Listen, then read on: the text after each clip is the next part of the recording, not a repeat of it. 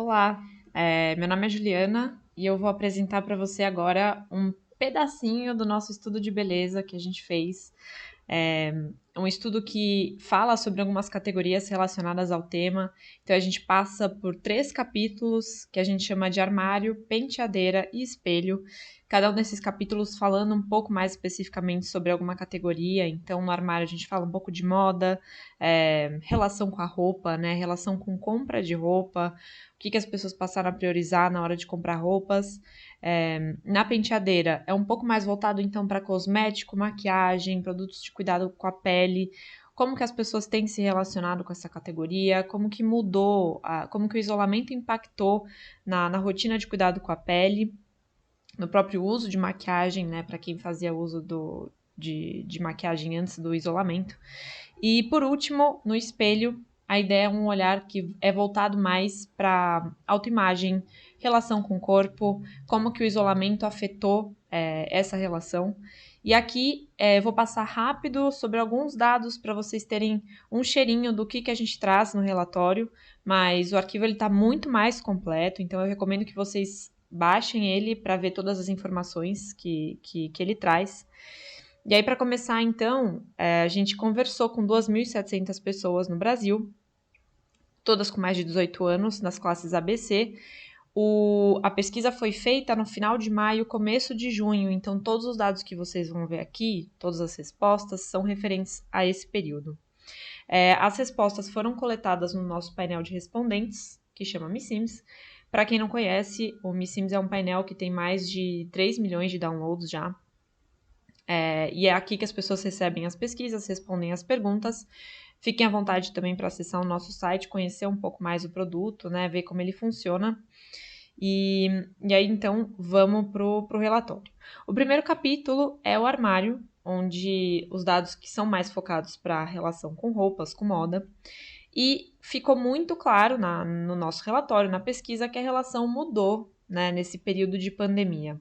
Então, por alguns motivos, e aqui a gente coloca os 3 que mais apareceram nas respostas, não sair de casa, o fato de não sair de casa, não se relacionar, né, não encontrar outras pessoas, impacta diretamente a relação com as roupas, porque as pessoas não precisam usar roupas que são tradicionalmente para trabalhar, enfim, para encontrar gente em situações sociais.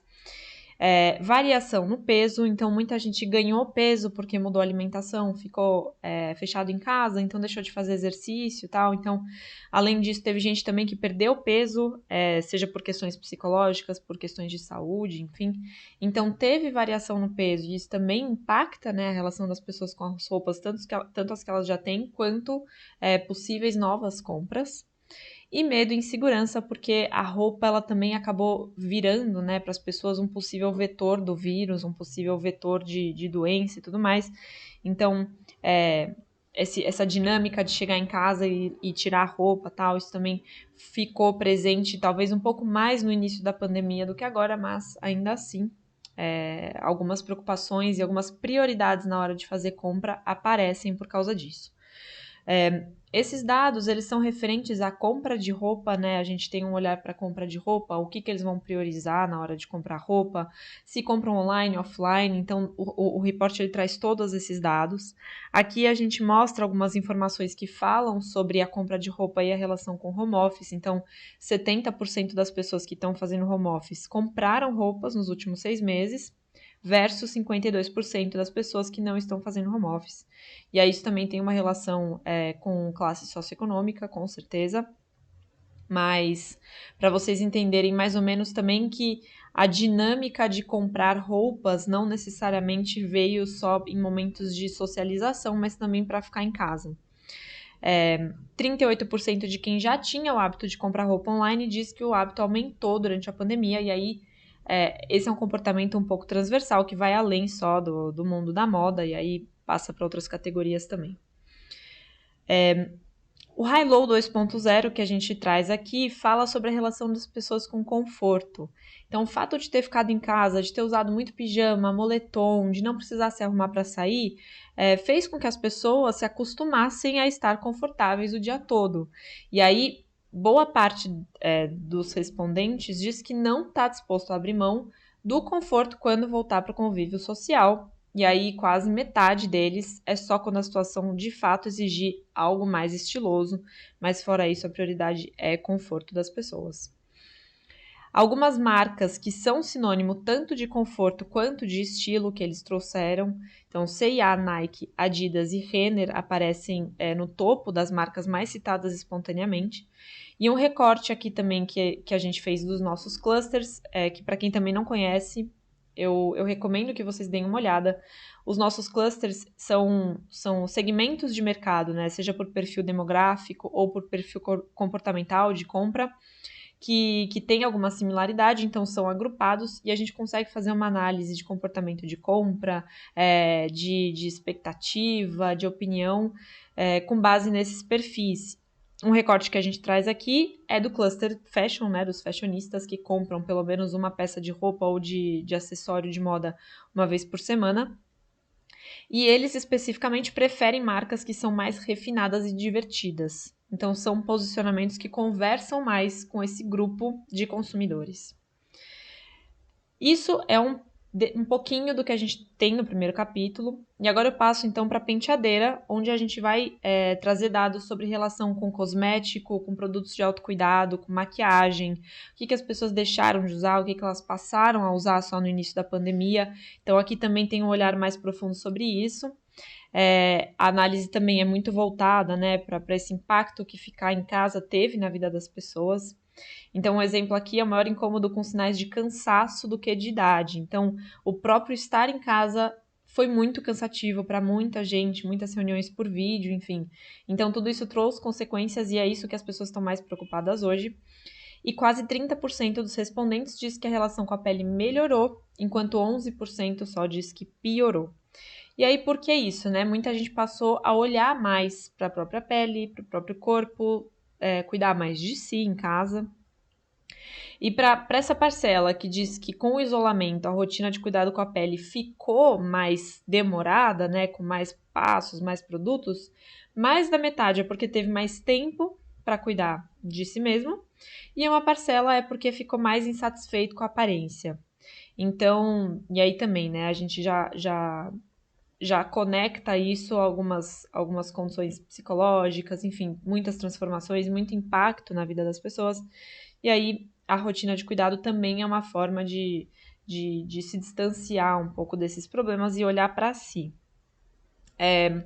A gente fala também sobre o uso de maquiagem, né? Como que o que as pessoas mais abandonaram, o que elas mais continuaram a usar ou mais usaram nesse período de uso de máscara, de isolamento.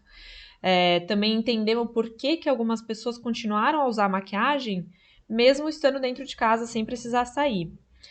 Mais da metade que tradicionalmente usa maquiagem, né, em situações normais, não usou a categoria ultimamente, e aí mais de 60% é porque não saíram de casa, e quase 40% é porque a máscara tampa o rosto, então para essas pessoas perdeu o sentido, de fato, passar maquiagem na cara. Marcas que são mais associadas ao autocuidado que eles trouxeram espontaneamente, né? Nivea, Natura, Avon e o Boticário. Então, essas são as marcas que os consumidores mais têm em mente quando eles pensam em autocuidado especificamente. E aí, é claro, né? De novo, uma série de outras informações que a gente traz sobre o que as pessoas passaram, que rotinas de autocuidado elas passaram a fazer, o que elas começaram a fazer em casa, que elas não estão dispostas a voltar a fazer fora, em salão de beleza, por exemplo. Então, tem vários outros dados, né? O efeito skincare em vez de efeito batom, como que mudou a relação das pessoas com essa rotina de autocuidado. Então, tudo isso lá no relatório está bem mais completinho. E agora, por último, o capítulo do espelho traz informações sobre autoimagem em relação com o próprio corpo. Alguns dados que a gente traz aqui, esses recortes, eles mostram muito como a relação com o próprio corpo ela é muito diferente entre homens e mulheres, né?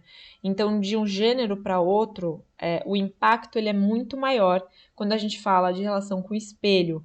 Então, por exemplo, aqui, procedimento estético, 72% dos homens não faria versus só 48% das mulheres.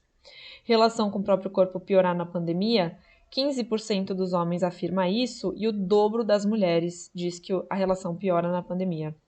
E aí, por último, 76% dos homens está feliz quando se olha no espelho e só 55% das mulheres dá a mesma resposta, ou seja, quase metade das mulheres não estão contentes quando se olham no espelho. E aí isso aqui deixa muito claro que a relação com o próprio corpo ela muda de um gênero para o outro, né? E justamente por causa disso, a gente então reuniu algumas mulheres do mercado, montamos um evento, Mind the Gap, para discutir sobre a relação, né, que o mercado e as marcas, as categorias têm com essa realidade de mulheres que não gostam do próprio corpo, né? Como que os padrões de beleza afetam a relação com o nosso corpo. E a gente lançou uma provocação para essas mulheres que fala um pouco sobre a realidade que a gente tem hoje, né, nas marcas. Então, se todas as mulheres acordassem amando os seus corpos amanhã, quantas empresas deixariam de existir? Então, aqui justamente é um questionamento que fala sobre o quanto muitas marcas, muitos produtos têm se pautado na insegurança, na baixa autoestima, na infelicidade com o próprio corpo, e o quanto melhor seria se todas essas marcas e categorias, enfim, passassem a pautar então os seus produtos e serviços em cima de alto amor, de diversidade de corpos, de elevar a autoestima, principalmente aqui das mulheres. E desse evento, então, saiu um manifesto incompleto da beleza, que vocês conseguem também acessar no nosso report. E lá tem 3 pilares, que são pilares norteadores, não só do mercado, mas também pessoalmente, né? Que fala sobre esse novo olhar sobre beleza, essa nova possível rota que a gente pode começar a trilhar para que a resposta para aquela pergunta, né, de quantas marcas deixariam de existir, seja nenhuma, ou o mínimo possível, né, porque realmente a transformação ela deve ser feita e precisa começar de algum lugar. Então, tudo isso vocês conseguem ver no nosso relatório. Tem muito mais informação, muito mais dado. Fiquem à vontade, convido vocês para baixar aqui no nosso post no blog. Vocês conseguem um botão que vai levar vocês para a página de download. E aí, entrem em contato, dúvidas, sugestões, insights que vocês tiverem. A gente está super aberto para receber, conversar e trocar com vocês. E espero que vocês gostem. E no próximo relatório eu volto aqui para contar para vocês também um pouquinho mais do que a gente trouxe, tá bom?